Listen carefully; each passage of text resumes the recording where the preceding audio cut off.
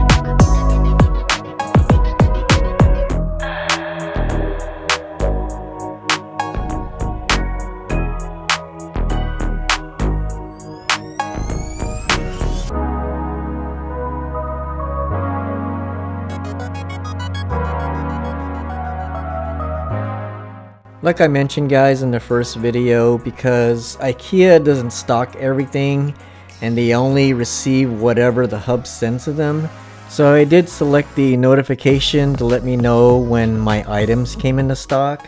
So the notification I got was for the 39-inch pull-out trays. These will be installed in the large wardrobes, and we ordered a total of 9 of these. Fam, this is just an example of what we've been doing. Is as soon as items come into stock or we're notified, you have to purchase them right away, because you also have other people with notifications that basically once they get it, they're going to want to purchase it right away. So as soon as you get that notification, we had to buy it right away, and then from there you had to decide whether you were going to pick it up or ship it. Sometimes you got to eat the cost, pay the $129, and just kind of laugh about it, but it does kind of suck that 6 hours of your day just to go pick something up, but you know, it is what it is. I mean, if you have it delivered, it's $129. If you want them to set it up in your home, it's $149. And really, fam, it depends on the item that comes into stock, whether it's worth paying the $129 shipping or just driving down to IKEA to pick it up. So really, it's all preference, really, but you know, we did have to consider the 3-hour one-way trip. So basically it's a 6-hour trip back and forth, and you can imagine $5 a gallon for gas. That starts to add up.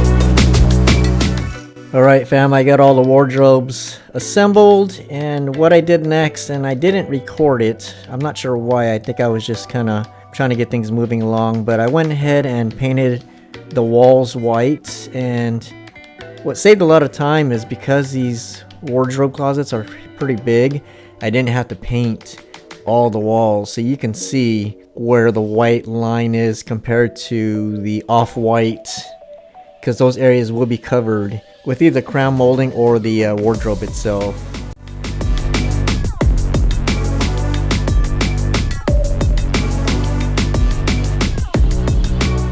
Also painted all the window trims the same satin white.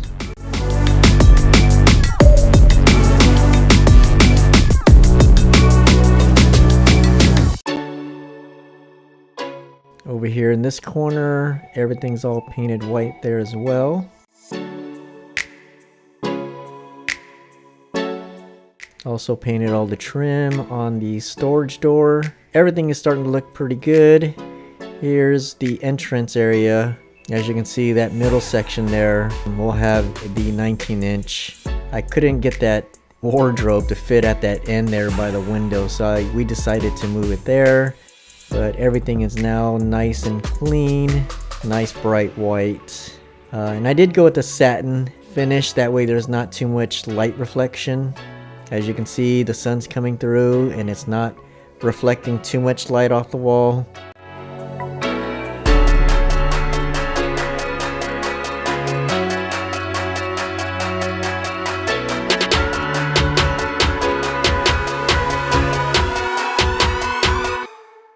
And here's the door area. So I've got all that trim painted, and everything around that's exposed is painted white. Alright fam, that'll do it for part 2. Stay tuned for part 3. We're going to continue on with painting the ceiling. I should be able to get around to assembling all the Dakota shelving, so that'll be a fun project to do. But again, thanks for watching guys. I really hope you enjoy the content I'm putting out. And don't forget to subscribe, like, share, and leave a comment if you guys have any questions. Alright fam, have a fantastic and wonderful day.